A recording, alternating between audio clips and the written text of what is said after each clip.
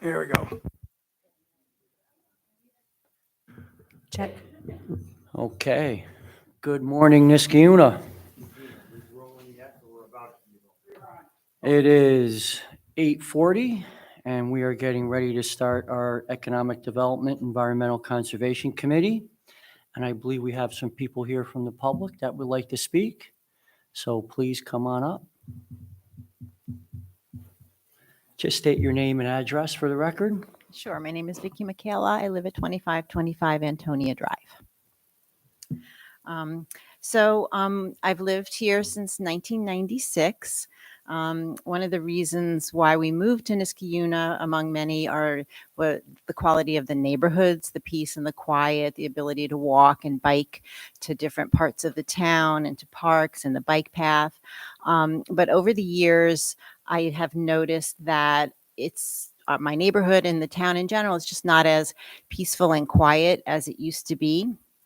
And there's one particularly loud and annoying piece of yard equipment that has become more common, and that is the leaf blower, especially in the fall and in the spring to a lesser degree, but primarily in the fall. And, the leaf blowers seem to be louder and carry farther than some other types of land care equipment like lawnmowers and even snow blowers. But, for a while I just thought, this is just fact of life. People are using more of these types of equipment. What can I do about it? Probably nothing. But then I read an article in the Washington Post, and I learned a lot more about leaf blowers, and specifically the two-stroke motor gas-powered leaf blower, and how they're much more than just a nuisance. They're really, really harmful to human health, ecosystems, the environment. And John Marr here is going to speak a little bit more in detail about those harmful effects in a few minutes.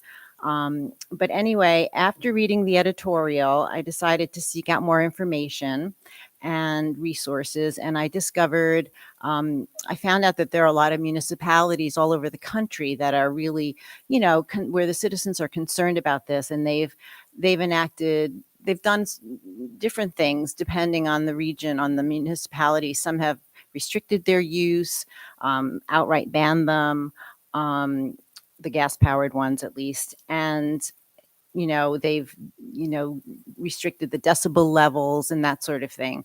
And I also found out about an organization called Quiet Communities. So this is a nationwide initiative. And within it, they seek to reduce noise pollution in our community. And a subset of that organization is called the Quiet Transition. And the Quiet Transition specifically deals with land care equipment and leaf blowers. So, so using this organization as a model, last year, John Marr and I decided to create Quiet Niskayuna. And we are focusing on the leaf blower, although there are many, things we could, but we decided to focus on the leaf blowers. And we really do believe that if more people, homeowners, land care companies, understood the harmful effects of these pieces of equipment, that they would make a different choice. And there are many alternatives. So we created a Facebook group, a website, informational flyers, which I have more of that John can hand out to you at the end. And we've been at the Niskayuna Farmers Market, tabling, and other community events just to, do outreach and educate people about alternatives. And we've had a leaf blower, an electric leaf blower, to demonstrate how powerful and how well they work.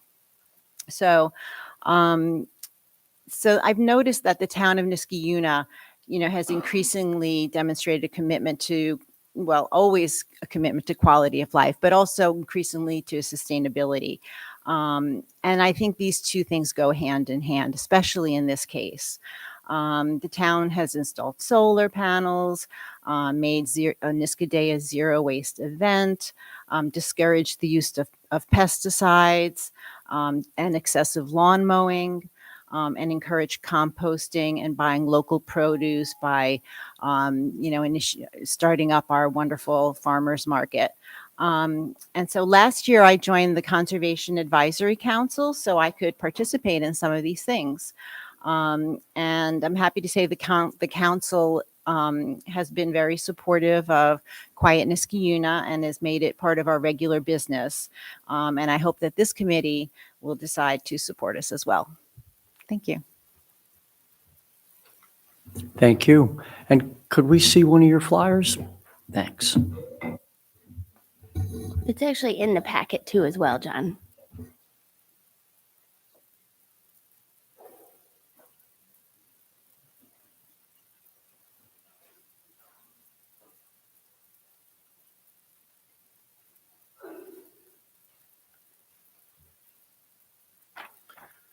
Jonathan Marr, 2521 Antonio Drive, right next door to Vicky, who came and talked to me about this idea, and so we went forward with it. Let me just first clarify, there's the two-stroke gas-powered mower, there's the four-stroke motor, and then there's the electric powered devices. The electric one is an alternative, as Vicky said. It's just as powerful. It seems electric motor technologies have really improved a lot over the years, and so one thing we want to emphasize is that we're not necessarily saying people can't use leaf blowers. There's a better alternative that's much quieter, and I can talk about it. Let me just explain the problem with the two-stroke motor. The idea is the handheld ones that you carry around, you need it to be a light motor. So the two-stroke is different from the four-stroke. It's a much smaller motor. So lack of housing makes it much louder. You have to put oil in with the gas. So it's not a separate oil thing. And that means you're also burning the oil. And with the two-stroke versus four-stroke, the combustion is less complete. So the pollution as well as the noise is much worse all around. So the lawnmowers, snow blowers, those are four-stroke, and those aren't the same problem. So there's a big difference in a two-stroke and four-stroke with like jet skis and small boat mowers, I've noticed, especially with pollution. Yes. Is it similar with even when you get into the smaller engines with a leaf blower? Is the pollution that much more? Yes, much worse. For example, there was a study done by Edmunds Car Magazine, and they found, we have it, it's here on the handout, and I want to get the exact numbers here. A two-stroke leaf blower emits more pollution in 30 minutes than a Ford F-150 Raptor pickup driving from Texas to Alaska. Right, because, I mean, cars, as you know, have pollution standards they have to meet. And that puts it into perspective. Yes. Yeah, let me just talk briefly about the noise. A two-stroke gas blower is generally in the decibel range of 90 to 115 decibels. And generally above 85 decibels is considered harmful to hearing within just 2 hours. Whereas an electric blower is half as many decibels, 59 to 65 decibels. So I have an electric lawnmower, and when I first got it years ago, my neighbors often commented how quiet it was, how nice it was. The other thing is electric. It's a lot easier to use. You just press a button. You don't have to fill it with gas. You don't have gas spills. You're not pulling a cord. So electric really is a nice device. And one of our main goals is education, is let people know that there is a quieter, less pollutant, and easier device to use. The costs are also similar. Let me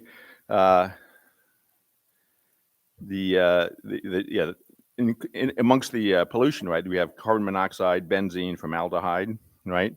And these things have been associated with cancer, COPD, and asthma. A lot of the users of these two-stroke gas motors don't realize that they're harming their own health as they use it. Some people have earphones. I guess that's helpful. That's nice. The electric one, you don't need it. Some of us don't even use leaf blowers. I use a rake. That's fine. But not necessarily people should do that, but it's another alternative. There's also, people don't realize that a lot of times it's healthier for your lawn just to mulch the leaves and leave it on the grass. That's good for overwintering for a lot of our creatures in our ecosystem. So there's many things that we'd like people to be more aware of. Vicky also mentioned that we've had tables at the Niskayuna Farmers Market, and I want to mention that a lot of people in Niskayuna have come by and have signed our onto our forum that they think this is a really good idea. So there are a lot of people in Niskayuna who are already on board with the idea that these two-stroke leaf blowers are not helpful or not healthy for our community. And as Vicky pointed out, the noise is loud enough. Her experience just sitting in her backyard, she constantly hears these leaf blowers going during the fall. So it's also a quiet and community issue, which is why we call it quiet in Niskayuna, like as in quiet communities. So the more, if the CAC can be involved in helping push the quiet in Niskayuna issues forward, I think it would be very helpful for our town. Thank you. Thank you. Any questions or? No, this is very educational, and I think there's been a big push to go electric, even nationally, over the past decade. And I mean, I'm pretty much all electric or hybrid myself, but the education part, I think, is the key. And the more we do that, I think the quicker we'll get there. Okay. Thank you.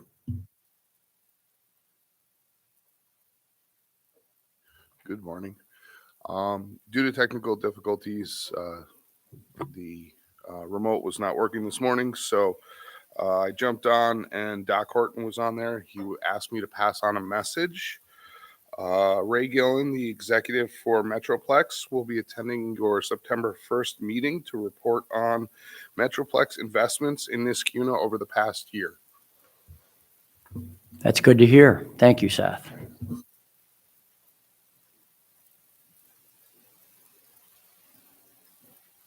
Okay, so that brings us to the minutes of June 9th, 2023. Can we okay to vote on the minutes? All right. If we have a motion to accept those, I'll make a motion to approve the minutes. I will second it. Are there any changes or amendments? I have none. Okay, all in favor? Aye. And those minutes are approved, and that brings us to the resolutions. Apologize for being late this morning. I also couldn't get the Google Meet to work on my phone, so I don't know why that isn't working. But the first resolution is a non-binding resolution encouraging pesticide-free lawn practices in the town of Niskayuna. We had that on last month. Unfortunately, I wasn't able to get that written up, but I think we'd be able to get it on for this month. I know we discussed it. If anybody has any other questions on it, it's our privilege of the floor from last meeting, I think, was Ashok and a couple other people who had brought a sample resolution for non-binding encouragement to residents to not use pesticide on their lawn. So what do we have in place currently? I know we encourage pesticide-free lawns. We have a program with the signs. Did we not do a supporting resolution before on that? We did a resolution for the signs. The resolution model that Ashok and the CAC were looking at was the non-binding resolution that Bethlehem had done. That one was more related to clean air and clean water based on the bonding proposal that was moving forward at the New York State level. But yeah, I mean, I would think that we had done one for our pesticide signs. I could see if I could find it. But there's probably different information and different Okay. types of things we could put in a Hmm? encouraging pesticide-free lawn care. Sure. All right. And then the second one I had was a resolution recognizing and supporting the Quiet Niskayuna initiative. In your packets is the flyer that Vicki and Jonathan handed to you. I also put in some other things just so that you can understand that this isn't coming just through Niskayuna. The proposal that the CAC is putting forward that we had talked about that I'm bringing up to you guys is really just recognizing and supporting Quiet Niskayuna. I think if we could have a resolution acknowledging that it's here, we could put some of the links to it on our website and just tie it into the other things that we're doing. But if you look through the packet a little bit, there's a variety of towns in New York State. All of those things in your packet are from New York State. And there's definitely a movement by municipalities to look at this. It's It's science. It's not. It's not coming out of left field. A couple towns in New York State have actually outright banned gas mowers, gas leaf blowers. A couple more are actually phasing them out. So if you see a couple of the codes in there, they are allowing them during certain seasons and phasing them out in 2024. And then some towns are recognizing kind of the dangers and the problems that they have in their municipalities, and they're limiting their use. Again, this resolution does none of those things, but I did want to let you know that it's definitely something to consider in the future. Like, I feel like first step would be we recognize Quiet Niskayuna. We're learning about it, we're understanding it. And then maybe in the future, as we're moving forward with our different policies, we may want to consider some of those codes in there that are phasing out the gas-powered leaf blowers. And one of the reasons for that is that there's actually a large number of residents that already use electric lawn equipment, but the commercial ones really don't. And it was interesting how the different laws treated commercial leaf blowers, but sometimes it's hard to get the bigger players to change. And I think that if in the future we looked at doing something like that, requiring that people who pay for their lawns to have electric lawn equipment is going to be, I think, probably a bigger change. But again, like long term, just put that in your packets just for you to look at and think about and see what other towns are doing. Quiet Niskayuna, I think, has been around for at least a year or two now. So I don't know how you guys feel about it. I think it's good to encourage, but I mean, some of this stuff is, from a regulation standpoint, I don't know how far we can go. And some, as far as the fines and enforcement, we can't really go there, right? We can't regulate against something that the town uses itself, but. Yeah, that's true. You can go there, but we're not proposing to go Yes, there right now. Yes. So I think from an encouragement standpoint, it's good, as long as the residents know that we're not forcing anything on them. Yeah, that And was the commercial side of it is out of their control, right? They can't really control who comes, what the equipment that their landscapers use. homeowners. Yes. I guess they Um, could fire the ones that don't use electric and use electric, but No, but I think you'll notice one of the things in here is that actually we struggle with this in the pesticide-free outreach as well, right? Is that homeowners, when they're looking for commercial companies to come do their lawn, they'll actually ask for, can you do a pesticide-free treatment on my lawn? And it's kind of reminiscent of like 10 years ago when you were looking for an electric vehicle. You would go to a car sales place and they'd be like, I want to see an electric vehicle. And they'd be like, oh no, you don't want electric vehicles. They don't work. There's no charging. Come over here and look at this beautiful car. Well, kind of the same thing happens right now when you're trying to hire like a pesticide-free lawn care professional. They'll be like, oh no, you don't really want pesticide-free. It doesn't really work. Let's look at this package that's a little more environmental. So I think that, with time, you're actually going to see it all change over anyway.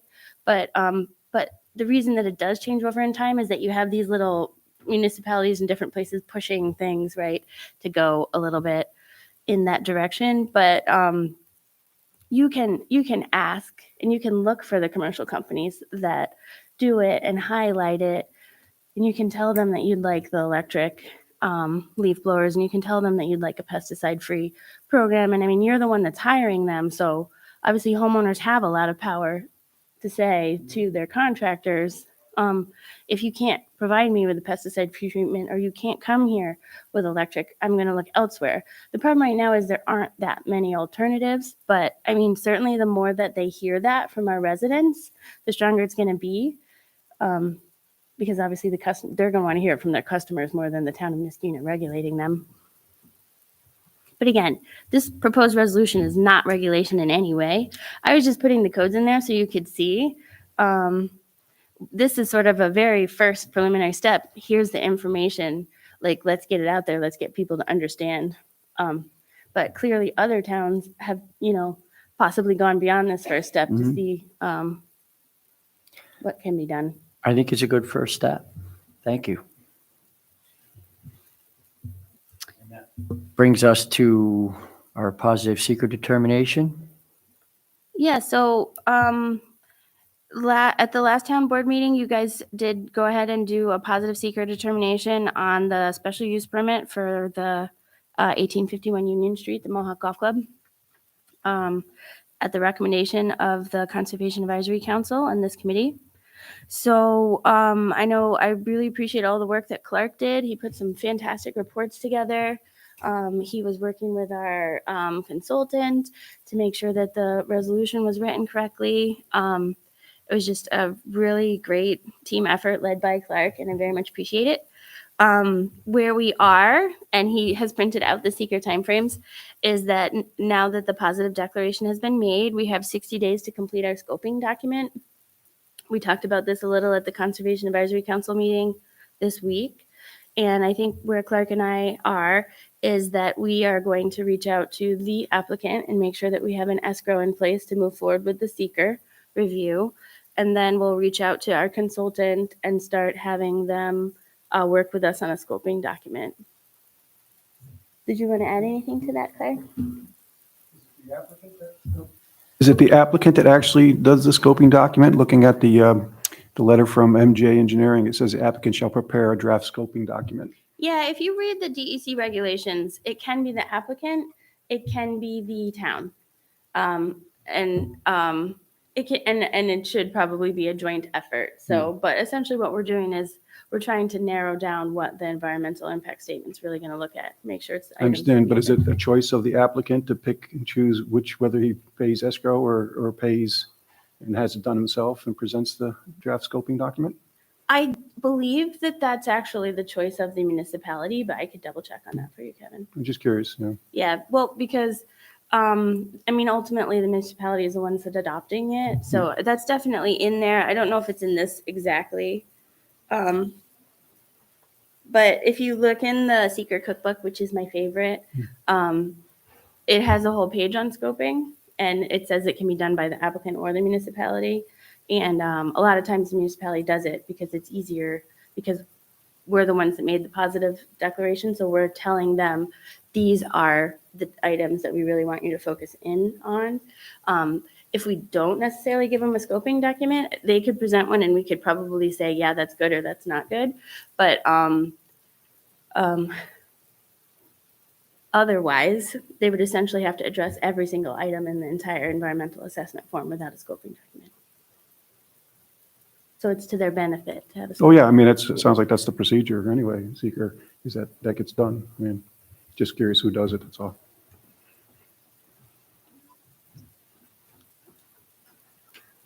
The second, did anybody have any more on that? No, okay. The second discussion I wanted to have was the removal of sections of Polsinelli Drive and Vincenzo Drive from the town's official street map. The planning board has gone through two subdivisions between Angelina Drive, Rao Road, and what's the other one there? Antonia? Yeah, Antonia. And essentially, the developer has done a 4-lot subdivision, and then the planning board just recently approved a 2-lot subdivision, one at the end of Polsinelli Drive and one at the end of Vincenzo Drive. Those 2 lots at the ends of both those stubs are deed restricted for no further subdivision for Polsinelli and Vincenzo. And one of the discussions we had with the residents is, but there's still on our town official map, a street that goes through those roads. It could no longer be built because we deed restricted those 2 subdivisions off of those 2 stubs. And so to clean up our official map and make it very clear that you could, in our code, we actually have this little section that allows a smaller lot size for those 2, for that area. So just to clean it up a little bit, we talked about removing Vincenzo and Polsinelli from the town's official street map.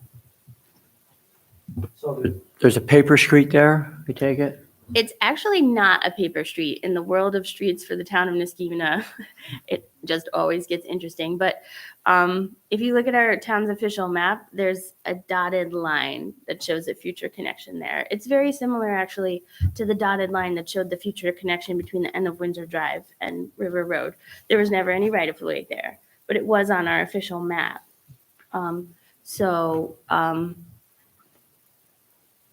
So I don't know that that many people really stare at an official map all day. But if we're trying to make them consistent with what we've been approving, we should probably remove those dotted lines and actually just, because I didn't think about it until I was just saying that, but we should probably actually remove the Windsor Drive one as well. Just those connections that are shown on our official map that can like literally no longer be made because there's deed restrictions there or there's houses there now.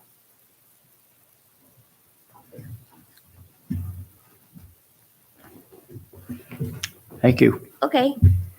Is that a take a look at it and move forward? Yes. Okay. Go ahead, Kevin. Okay, planning board, we covered most of the stuff already, so I'll be brief. Basically, the Antonia Park subdivision, Polsinelli subdivision was approved with two lots and then part of the land being turned over to leases. I know that's a work in progress because there's quite a few conditions for the planning department to work through. Stuff that's immediate that we're working on and will be talked about this Monday night is the Algonquin Road. That's a lot line adjustment between two neighbors. But unfortunately, there's a shed that would violate the setback, so it's going to require a recommendation to the Zoning Board of Appeals for an area variance. Walked that property the other day with Mr. McPartlin from the Planning Board, and we'll probably, make a positive recommendation that the ZBA grant that variance there. Both the neighbors are working together on this, so which is nice. And then Troy Schenectady Road, which is actually predominantly in the town of Colony. That's the Martin Harding and Mazzotti law firm. Looks like there's a plan to make that a place of worship with a child care and a food pantry. We expect to have a resolution Monday night on that. We looked at the parking. We have information on the traffic. Only a portion of it's in Niskayuna. The site should be able to handle it, but from looking at the numbers, it should be an increase in traffic, probably different hours, except for the child care would impact, commuter hours. But I guess we'll make a recommendation, but town of county actually has a lead on that. So we'll turn that over to them. Any questions or concerns that we have to follow. And that's pretty much it for new projects, River Road down there, Seneca and River Road Park, 2890. We have an application for a 4-lot minor subdivision. Haven't seen that yet because that's new. So planning department will be working through that and then move it on to the planning board. And then 1743 Union Street, which is actually in Schenectady. That's the old I&I tattoo over near the pizza, that whole little block over there, corner of Van Antwerp and Union. Concern there is that it's a more intense business over the tattoo and where are they going to park? So we're going to have to, Schenectady, it's kicking that over to us to give them their input if I understand it correctly. So I think we should, just ask the applicant, what's your plan for parking and see what their plan is because it could impact the residents and the other businesses over there. Otherwise, the rest of the projects that are listed and it's in the agenda statement is basically we're on a holding pattern waiting for either the applicant or for other actions to occur before they come back to the planning board. And we already discussed, obviously, Mohawk. So we're pretty much in a holding pattern on the planning board on that. Thank you. Thank you. Item 6 is the zoning board, very full agenda for July. The lot line adjustments scheduled that Chairman Walsh was talking about from Algonquin Road. 1 fence variance and 4 shed setback variances. For the grants update, we received notification from DEC for potential award on the natural resources inventory grant that Ashok pushed pretty hard, and I know Jamie worked pretty hard on that as well. It's a $15,000 grant, and it would allow us to move forward with a pretty big chunk of land that we identified for our next phase of our natural resource inventory. I know at the Conservation Advisory Council, he's talked a lot and been very thankful to Jamie and the town board for supporting the initial NRI and for the work that they've been doing, which has been a lot of work to try and get those trails over by the senior center. So I wanted to pass that thank you along. I know Elena and Jamie have been working really hard on it, and Jean too. So thank you for that, and look forward to getting another award and moving forward with more parcels and trying to put a full NRI together. I actually, because I've been out so much working on the submittal for the Climate Smart and Complete Streets grant, we're having a Complete Streets meeting tonight, but I actually am not 100% sure on where we are for the submittal of that sidewalk grant on Cornelius and Birchwood. Hopefully that'll pull itself together. Sometimes they do, sometimes they don't. But if we can get it in, we will get it in, and then I'll give you guys a better update on that at the next meeting. For Complete Streets, as I just mentioned, moved the June meeting until this afternoon. So they've been working on the transportation chapter of the comprehensive plan, and they've got just the beginnings of a draft in their agenda packet there. So feel free to take a look. And for Tree Council, we're planning to meet on Hillside Ave because I spoke with Ray, and we'd like to do a tree planting plan project there using the National Grid grant, where we can get a certain amount of money back per tree that we plant. There's a lot of space to plant over there. So what we want to do, I don't think we can fill the whole corridor with trees, but just come up with a couple places that we can plant some trees and use that National Grid grant. And that meeting that we'll be walking on Hillside Ave is July 13th. For the Conservation Advisory Council program, I was trying to see if I could get online to see if Dart Strayer was there. He is in Canada, so it's quite possible that he is not, but because I couldn't get on and I couldn't get a hold of him, I will just go ahead. Bethlehem easement program, I think we've discussed that a little bit here. Dart discussed it at the last meeting. What the next steps are for that is that the Conservation Advisory Council is putting together a fact sheet on what the program is. My intern did a lot of studying on it, and in fact, it requires legislation from New York State to allow us to enact that type of program. And so if the town does want to move forward with that, I think we probably need to reach out to Phil Steck and see what that takes and what he would need from us. We also need consent from all of the different taxing organizations in the town of Niskayuna. So once we put that fact sheet together for you, we'd also want to be reaching out to the school district and the fire district and all the different people that would have a stake in whether or not we would want to move forward with the conservation easement program in the town of Niskayuna. Bethlehem has been very successful with theirs. I think they've put over 100 acres into permanent conservation with their program in a year. So it's very impressive. And the fact sheet will show that it's a very, very minimal change to whatever is out there. So we'll put that together for you guys, hopefully have it by the next meeting. The Quiet Niskayuna Initiative spent a lot of time on that today because of the privilege of the floor. But again, I attached a lot of information just showing how the different towns in New York State are looking at that. Didn't put anything from California. There's a ton of information about it from California for the record as well. So we won't necessarily have a resolution on that the next meeting, right? Well, I put it Figure as a out- resolution, but we don't have to if you don't think it's ready. yeah, let's make sure we get that right, and so instead of next meeting, maybe the meeting after. Okay. So I'll bring that back as a tentative for August. Thanks.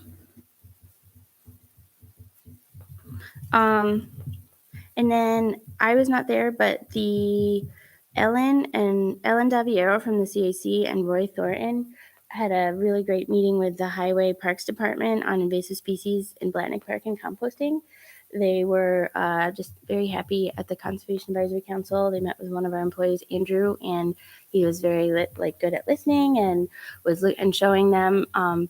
Mr. Thornton put together a letter, which if you don't have a copy, I can send to you, picturing some of the invasive species in Blatnick Park that he thinks that we could take a look at. And he also took some pictures of them at Town Hall, which I did not even realize that we have a giant bittersweet vine that's growing up one of our trees over there. And you know how much I love plants. I did not know that that was an invasive species out there growing on the tree. So anyway, I think they're doing a good job. They're working away. Is there anything I can do to support them? I'm happy to do it, but it seems like they're on their way. They don't. Climate Smart Communities, I've got a quarterly report coming up for that grant, which I'll be working on next week. Architectural Review Board, Clark, did you want to talk about all the work you've been doing for Lions Park? Sure. Just two projects. The town received some grant money for a new pavilion out at River Road Park. So Laura and I have been working with contractors and sourcing a new pavilion. We went around and documented all the pavilions in all of the town parks just to get them on record. So we have pictures of those. And we're trying to make sure that the new pavilion fits in with the style of the existing pavilions. So that's going along well. We have a couple of people who have quoted the installation and construction of the pavilion. And the Architectural Review Board has worked on that a little bit, but they've really worked on another grant-funded project, which would be replacing the deck on the historic train station at Lions Park, which was a very exciting venture. We have an architect who's volunteered his time by the name of Jim McKinney. Last week, we went to the site with him, Dennis Brennan, the town historian, myself, and a big shout out to 3 guys from the highway department who helped uncover some of the existing decking to look at the support foundation underneath. So the architect learned what he needed to learn. We're having a follow-up meeting next Tuesday to have a little joint design session between the Niskayuna ARB and Jim McKinney, the architect who's done some work to date. So that's an exciting project that the team that we've assembled is really enjoying that. So we'll have a bigger update at the next meeting. Yeah, that's excellent. And we really got to acknowledge Jim McKinney. You got to get him a plaque up there. We got to start putting a resolution together. Yeah, 'Cause he's done a lot of work. It's just amazing what he's done. Yeah. And it's been a great benefit. So, And it's nice to see him welcome the ARB's involvement. This gives the ARB a nice kind of meaty project to work on. So absolutely. Thank you, Clark. The building department enforcement, we've had a couple high grass complaints that we've been working on. The planning department still got the outstanding item of the Council Road sidewalk. Metroplex, again, Dr. Horton was trying to attend, but wasn't able to because of our technical difficulties. So I just made a note that we'll see Ray Gillen in September. I did read an article in the Gazette that Jamie LaHutte has retired, and David Hogenkamp, who's worked very hard with us on our zombie homes, is moving up to that position. So that's very exciting. I love working with Jamie LaHutte. He's a Niskayuna resident and incredibly capable, smart, kind, wonderful human. So I could only hope that he has a great new chapter in his life. And a little sad to see him go, but we know the person that's taking over, he's also equally as capable and wonderful. So I did not hear any legal items from Elena and Dennis. I do want to put out an email blast possibly. I potentially am losing a CAC member just due to overcommitment. So I'm getting a little low on a couple committees again. So I'd like to do an email blast just to see if I could get some names. But other than that, I don't have anything. Did anybody want to add? Given our discussions, we'll only have the one non-binding resolution for pesticide-free lawns at the next town board meeting, unless anybody has anything else. Okay, well, that was pretty easy. Sorry about being late again. That's okay. Thank you, Ms. Robertson. Job well done. Is there anything else for the good of the order? If not, I'll make a motion to adjourn. I'll second. All in favor? Aye. Aye, and we are adjourned. Thank you. Thank